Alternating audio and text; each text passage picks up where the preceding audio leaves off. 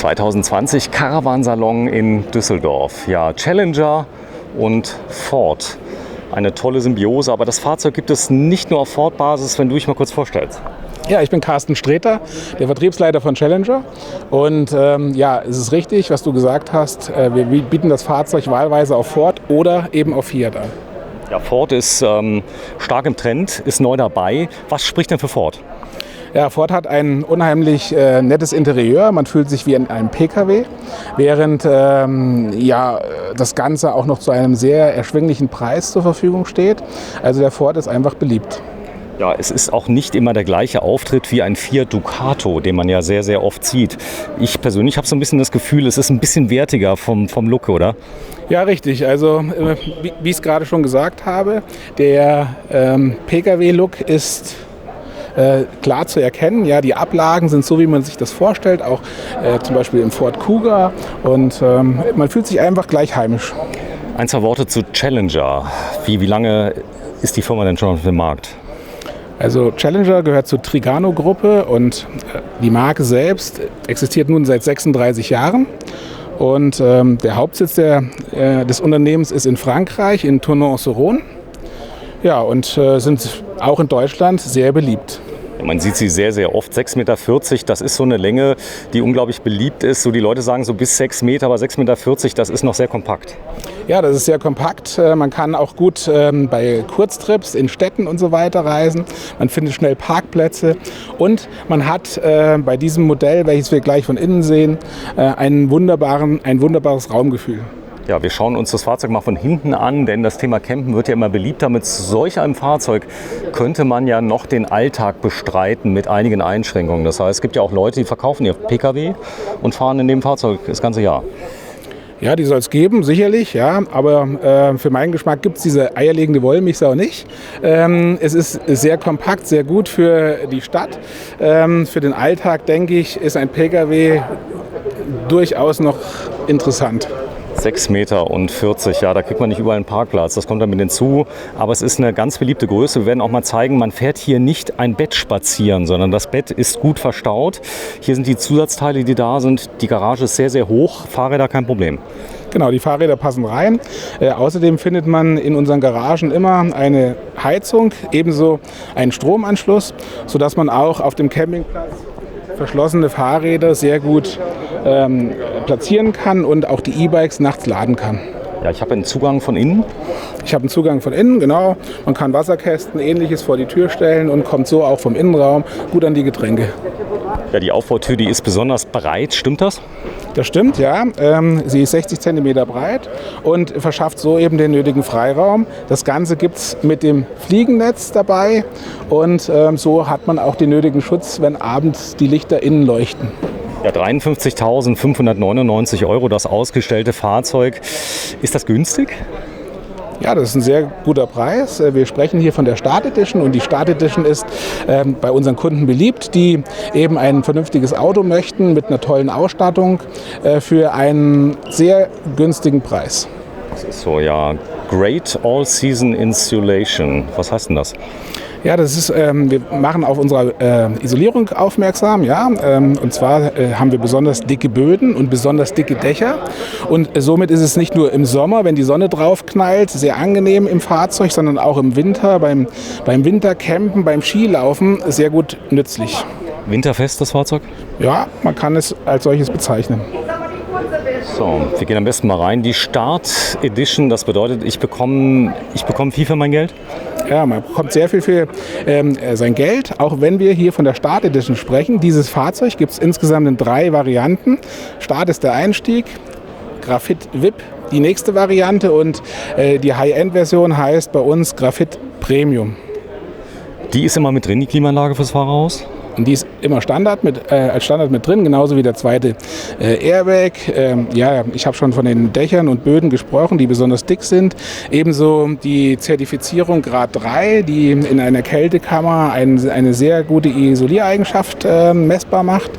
Und was auch sehr toll ist, das Panorama-Dachfenster im Fahrerhaus, welches auch zu öffnen ist und riesengroß. Ja, ich komme hier leicht rein. Ich habe 2 Stufen, eventuell mit einer Trittstufe, dann wie sie hier montiert ist 3. Und ich habe einen großen Spiegel direkt am Eingang. Ja, das ist richtig. Das ist die Garderobe. Auch Kleiderhaken findet man dort. Eine schöne indirekte Beleuchtung. Also ähnlich wie zu Hause. So, die Bedienelemente direkt am Eingang. Sehr leicht zu bedienen. Man kann das Licht zentral an- und ausschalten. Und man kann die Außenbeleuchtung zusätzlich von innen eben einschalten. Genauso das Licht auch dimmen. Ja? Und es ist sehr angenehm, auch nachts. Sehr schön, Ambientebeleuchtung, das große Thema. Jetzt ist hier natürlich eine Art Putzlicht eingebaut. Die Fahrzeuge sollen sehr hell sein auf der Messe und da kommt die Ambientebeleuchtung vielleicht nicht immer zwingend zum Tragen. So das Pkw-Ambiente, das ist sehr schön zu sehen. Gerade Ford und Mercedes-Benz haben ja viele Systeme jetzt eingebaut, die der Sicherheit dienen und ganz große Audiosysteme mit großen Bildschirmen, korrekt? Genau, also der Kunde kann sehr gut auch beim Navigieren ablesen und auch wenn die Rückfahrkamera beim Einparken eingeschaltet wird, dann wird die über diesen Monitor dargestellt. Ja, die sind entsprechend drehbar, die Sitze. Wir haben jetzt mal das ein klein wenig simuliert. Das heißt, wenn ich das Bett, was hier oben drüber tatsächlich ist, was gar keinen Platz wegnimmt im Moment, ja, wenn ich das herunterlasse, dann sind einige Vorbereitungen zu treffen. Das geht aber sehr schnell. Das ist richtig. Also es sind im Prinzip 2 Handgriffe. Das Schöne hier, ich habe eine ganz besonders große Sitzfläche. Wir sehen, den Tisch haben wir schon versenkt. Und durch die Versenkung des Tisches können wir das Bett bis auf die Sitzfläche herunterlassen, ohne dabei die Rückenlehnen zu entfernen. Das ist sehr bequem und geht mit einem Handgriff. Genau, das Ganze ist elektrisch auch noch. Es ist sehr, sehr tragfähig. Das heißt, auch etwas schwerere Personen können da problemlos drauf. Das Besondere ist, glaube ich, auch, es geht in jeder Situation zu nutzen. Das heißt, ich muss es nicht ganz runterfahren. Genau, also ich kann das in verschiedenen Höhen benutzen und habe so eben den nötigen Freiraum, auch wenn mal ein Enkelkind oder 2 mitfahren. Ich kann den unteren Bereich als Zusatzbett umfunktionieren und halte dann eben das Bett nicht mehr in der tiefsten Position, sondern in der mittleren. Carsten, deine Größe? Meine Größe ist 1,82 m und ich passe da ganz gut rein. Genau, nicht nur gut rein, sondern du passt sogar stehend darunter. Man merkt das, also das ist schon beeindruckend. Das heißt, ihr habt das Hubbett so gebaut, dass es funktioniert, aber da ist noch ein bisschen Platz. Das heißt, die Auflagen können auch drauf liegen bleiben. Genau, das komplette Bettzeug bleibt drauf. Die Kissen und sämtliche Decken können während der Fahrt da oben gut verstaut werden. Ja, da gibt es einen Schlüssel für. Das Ganze soll ja auch nicht von jedermann einfach so bedient werden. Du hast den Schlüssel dabei? Ja, ich hole ihn mal. Sehr schön, ja, da vorne. Ich zeige auch schon mal in der Zeit das Fahrerhaus, wie das Ganze integriert ist. Hier vorne ist das große Panoramafenster. Das ist hier mit dabei. Und da habe ich wirklich viel, viel Luft, oder? Sehr, sehr schick, ja. Und man hat wirklich sehr, sehr viel Platz, auch jetzt hier im Küchenbereich. Das ist sehr, sehr offen. Also ich hab ja normalerweise, wo ich jetzt hier das Bett habe, habe ich einfach nur puren Raum, habe ein Heckbad mit drin, das werden wir gleich mal sehen, das kommt dem Raum auch sehr, sehr zugute. Das Thema Hubbett und Wohnmobil, das ist natürlich sehr, sehr interessant. Ja. So, hier bin ich, den Schlüssel habe ich dabei. Sehr schön. Wenn du mich da mal kurz durchlässt, ja, dann will ich den auch gerne stecken. Warum brauchen wir einen Schlüssel? Ganz einfach. Warte mal, ich zeige das mal gerade, wo das ist. Genau, es ist eine Kindersicherung, ja, damit die Kinder an dem wirklich leicht zugänglichen Schalter nicht einfach spielen. Machen wir das mit einem zusätzlichen Schloss, damit die Großeltern, Eltern das Ganze absperren können. Ja, hier sieht man es, den Tisch haben wir ja schon versenkt. Das ist ein ganz einfacher Schalter, mit dem man den Tisch bewegt, ebenso das Hubbett. Und während ich jetzt hier drücke, können wir auch das Hubbett dabei verfolgen. Achtung, bitte mal zurückgehen. Ja. Man sieht, wie schnell das Ganze funktioniert. Und man sieht auch, dass ein doppeltes Hubbett für 2 Personen bis zu 250 Kilo Traglast hat. Ja, ich hab noch sehr, sehr viel Licht in dem Fahrzeug. Normalerweise ist es so mit Hubbett, da hat man gar kein Licht. Ihr habt dafür gesorgt durch ein großes Fenster? Genau, durch ein riesiges Fenster, welches auch zum Öffnen ist. Das ist der Kick an dem Ganzen. Und ich liebe es, auch wenn man am Strand oder an der Küste irgendwo übernachtet und die Sicht da genießt, ist einfach wunderbar. So, das Bett ist jetzt ganz unten. Ich könnte es aber auch in der Position halb hoch auch benutzen, richtig? Genau. In dieser tiefen Position ist es gedacht, um einfach ganz leicht ins Bett zu steigen, ganz bequem, so wie zu Hause. Und in der darüberliegenden Position, wie ich es vorhin schon kurz erwähnt habe, ist der Tisch unten noch als Bettfunktion umzubauen. Also ich zeige das mal, wenn ich mich hier so draufsetze, ganz bequem, ganz locker, ganz easy sitze ich hier und somit ist es auch wie in meinem Bett zu Hause leicht zu benutzen. Okay, ich habe es verstanden. Das heißt also, die Leute, die etwas mehr Möglichkeiten haben zu klettern, die können hier eine Leiter einhängen? Genau, die hängen hier eine Leiter ein, allerdings nicht in der tiefen Position, sondern die Leiter ist gedacht, um das Ganze eben als Doppelbett zu benutzen. Also 2 Personen schlafen oben in dem eigentlichen Hubbett und wenn ich das hochfahre, ungefähr in diese Position, dann wird unten der Raum frei und ich kann unten durch Zusatzpolster, die wir gerade vorhin im Kofferraum oder in der Garage schon gesehen haben, umfunktionieren. Ja, ein ganz tolles Raumkonzept. Viele sagen ja, ich fahre mein Bett nicht spazieren. Ich bin jetzt auf 6,40 Meter, unglaublich kompakt. Das ist wohl wahr. Und wenn ich das hoch mache, dann sieht man erstmal diesen kompletten Raum. Und jeder, der schon mal im Wohnmobil gereist ist, weiß, dass genau da im Wohnbereich der Raum in der Regel immer sehr eingeschränkt ist, was hier völlig anders ist. Und jeder denkt, dass das Auto viel länger sein müsste. Ja, ich fahre das Bett nicht extra spazieren, es ist oben drüber. Ihr habt Lampen integriert ins Bett, das macht die ganze Sache sehr hell. Und da ist dann direkt die Küche. Ich habe einen sehr offenen Raum, ich bin nicht so eingesperrt im Wohnmobil. Ja, das stimmt. Und die Küche hat eine seitliche Ablage, um das Ganze zu erweitern beim Kochen eben, ja. Und ansonsten kann ich diese riesige Sitzlounge daneben auch benutzen, um einfach mir es bequem zu machen. Es müsste doch eigentlich fast jeder ein Hubbett jetzt kaufen. Also wenn man das sieht, was man machen kann, das ist hoch belastbar. Es klappert wahrscheinlich auch nicht. Ich habe nicht die Möglichkeit, das irgendwie zu arretieren, nehme ich an. Das muss ich nicht unbedingt machen, das hält so. Genau, ich fahre es einfach hoch, dann ist es in der Endposition eingerastet und so kann ich mich sehr gut bewegen. Und ich nehme an, das läuft gut mit den Hubbetten bei euch? Ja, also wir sind sehr zufrieden. Viele Kunden mögen diese Hubbett-Variante, weil man einfach diesen großen Raum im Wohn- und Schlafbereich hat. Ja, das muss man einfach mal wirken lassen, wie groß der Raum wirklich ist. Wenn ich das jetzt hier sehe, also wer sich da ein bisschen auskennt im Bereich Wohnmobile, so ein Raum auf der Größe, das gibt es normal nicht. Das heißt, das Bett ist ja das Allumfassende, dann meistens im Heck. Und da ist das Bad. Genau. Und durch dieses neue Raumkonzept und die Kürze des Fahrzeuges von 6,40 Meter habe ich eben zusätzlich eine Möglichkeit, in ein riesen Raumbad einzubauen. So, schauen wir uns am besten gleich mal an. Der Kühlschrank darf natürlich auch nicht fehlen. Und ich kann hier meinen Fernseher noch einbauen, oder? Genau. Da ist ein TV-Halter schon, ja. Da passt ein großer Fernseher rein, sogar 24 Zoll, also fast wie zu Hause. Und das ist sehr gut aufbewahrt und man kann das Ganze auch sehr, sehr schnell eben ausfahren.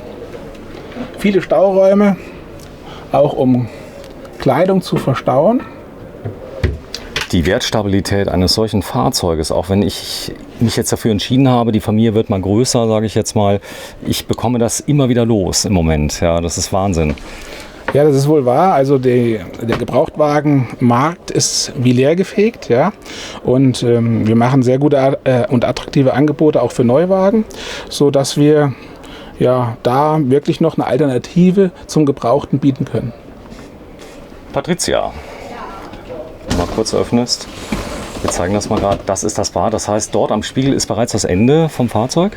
Nein, am Spiegel ist der wunderschöne Kleiderschrank. Den können wir jetzt mal sehen. Wow. Also das ist ein riesen Kleiderschrank. Nochmal, wir sind in einem Fahrzeug mit nur 6,40 Meter Länge. Das hast du noch nie gesehen, ne?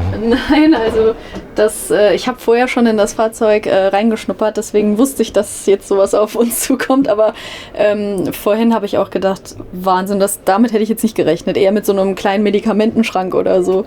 Unterwäsche und so weiter, das kann man in die Rollfächer reinlegen. Und ja, ich habe wirklich unvorstellbar viel Platz. Das ist ja mal ganz gut, oder? Ja, das stimmt wohl. Also ich sage immer, während die meisten Männer sich von dem tollen Motor des Fords begeistern lassen, sind spätestens im Heck des Fahrzeuges unsere Damen auch begeistert. Ja, dann der Spiegel erweitert den Raum nochmal. Hier ist die Tür, die wir von draußen gesehen haben, mit dem Durchgang. Da liegt auch direkt die Leiter. Und da sind noch diverse Kissen. Das heißt, ich nehme an, dass ich das Bett unten dann noch umbauen kann. Genau, die brauchen wir für den Umbau. Das ist alles serienmäßig schon mit dabei, sodass man die Engel gerne mitnehmen kann. Ja, eine Waschmöglichkeit. Eine Dusche ist auch dabei. Genau, die Dusche haben wir auf der rechten Seite. Das Ganze schiebt sich nach links. Ich zeige das mal gerade. So kann ich praktisch den Spiegel auch als Schminkspiegel über dem Waschbecken nutzen, direkt neben der Lampe. Und ja, ich habe ein tolles Waschbecken, ein sehr großräumige Ablagen noch dazu und natürlich ein dahinterliegendes Fenster, welches für die gute Durchlüftung sucht, auch beim Duschen. Und wenn mal der Gang auf die Toilette notwendig sein sollte, dann kann man einfach ein Fenster öffnen. Ich kann mich komplett vereinzeln durch den Vorhang, hätte ich fast gesagt, durch die Schiebetür.